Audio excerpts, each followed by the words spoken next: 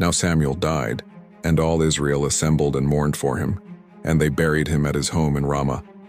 Then David moved down into the desert of Paran. A certain man in Maon who had property there at Carmel was very wealthy. He had 1,000 goats and 3,000 sheep, which he was shearing in Carmel. His name was Nabal, and his wife's name was Abigail. She was an intelligent and beautiful woman, but her husband was surly and mean in his dealings. He was a Calebite. While David was in the wilderness, he heard that Nabal was shearing sheep. So he sent 10 young men and said to them, "Go up to Nabal at Carmel and greet him in my name. Say to him, 'Long life to you, good health to you and your household, and good health to all that is yours. Now I hear that it is sheep shearing time. When your shepherds were with us, we did not mistreat them, and the whole time they were at Carmel, nothing of theirs was missing. Ask your own servants, and they will tell you. Therefore be favorable toward my men, since we come at a festive time. Please give your servants and your son David whatever you can find for them."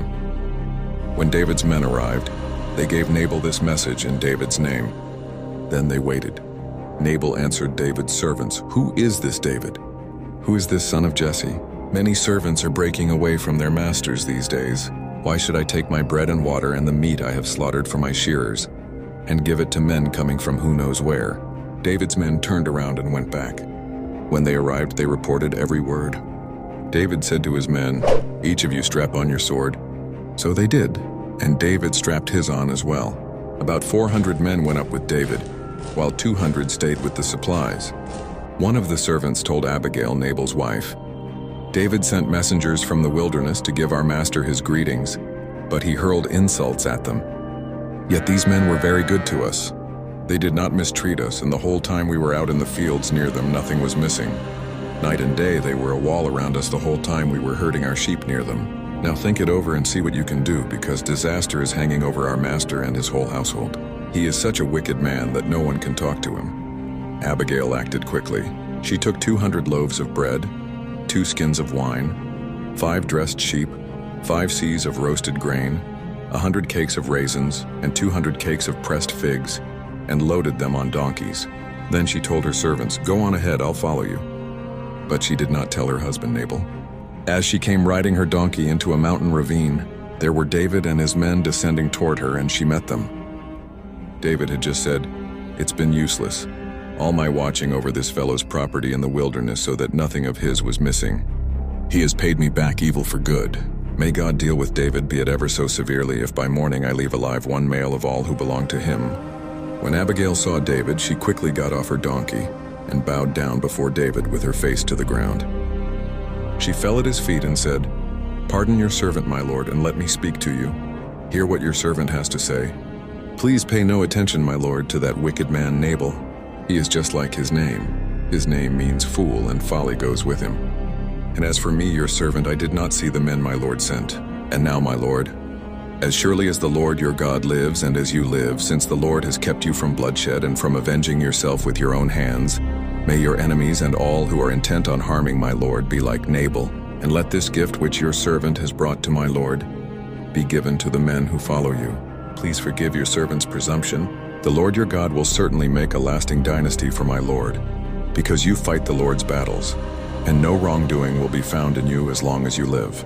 Even though someone is pursuing you to take your life, the life of my lord will be bound securely in the bundle of the living by the Lord your God.